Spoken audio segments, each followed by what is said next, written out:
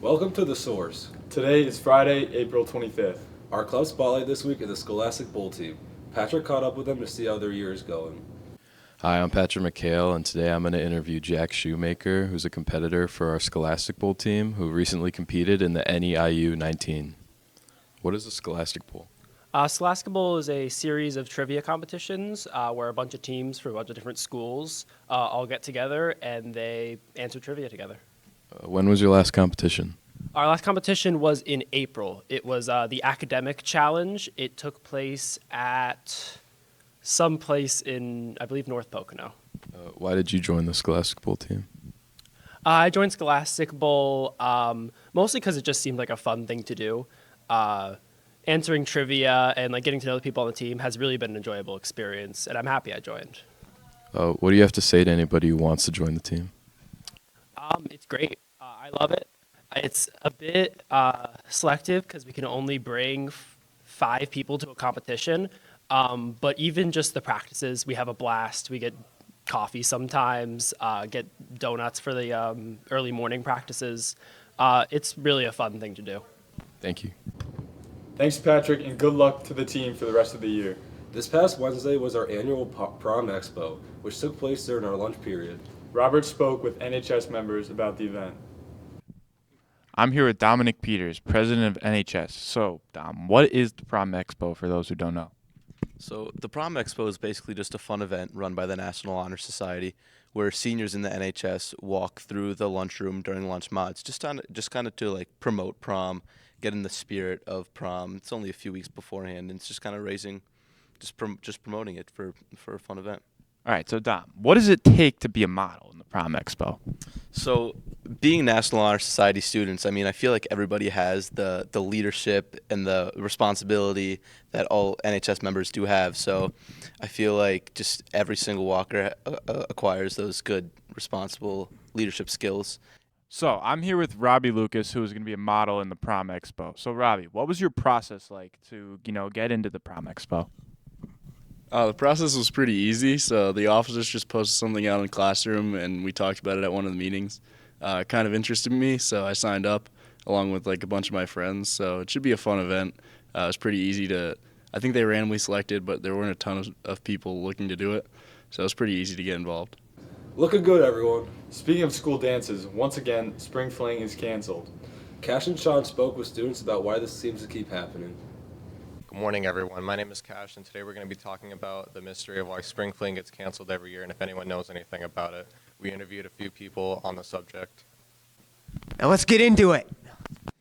I think that Spring Fling gets canceled a lot because it's very close to prom. So, when you have a dance that's that close to each other, it kind of makes it hard for, people to, especially for the upperclassmen, because I know the underclassmen can't go to prom.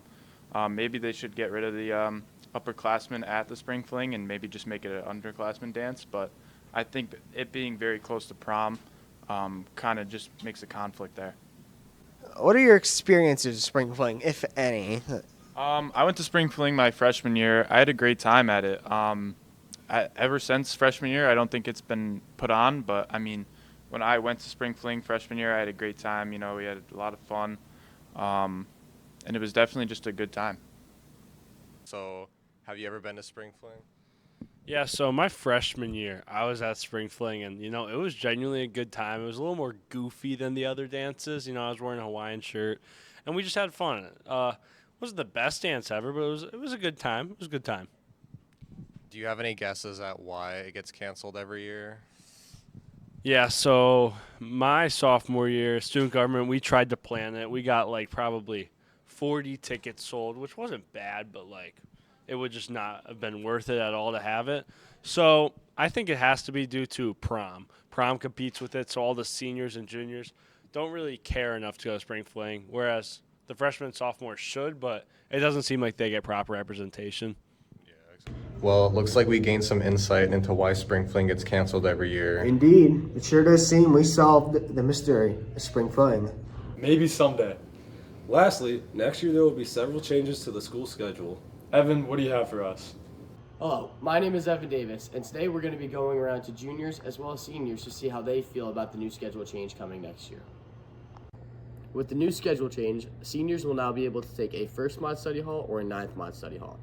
This means that students will either be able to take mornings off or afternoons off when it comes to picking their study hall. So if you're someone who likes to sleep in, you can take a first mod study hall, but if you're someone who plays sports or like to go home early or has to pick something up or have to go to work, you're going to take that normal ninth mod study hall.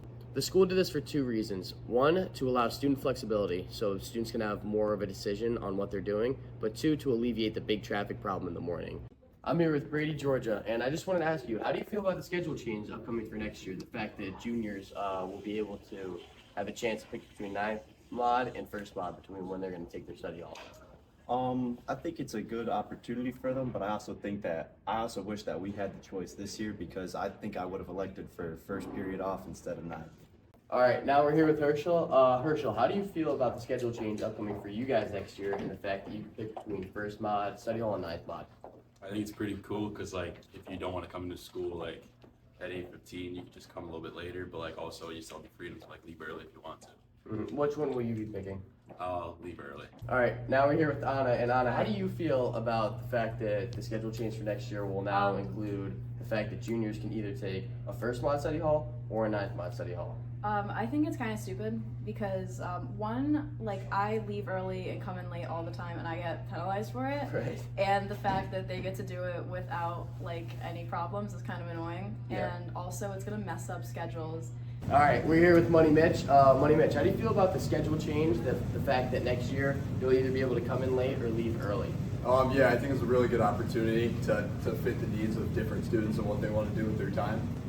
All right, finally we're here with Gavin Lindsay. Gavin Lindsay, how do you feel about the schedule change coming for next year and the fact that juniors will not, or upcoming seniors, will now be able to either take first period off or ninth period off? I think it's a good option to have. Like, you know, people need to do different things. They got different stuff going on after school. It just makes it easier for everybody. Yeah, which one will you be picking? I'm leaving early. Gotcha. Sounds good. Thank you. Wow, that's really something. Well, we won't be here to see how it works. That's all for this week. Join us next time on The Source.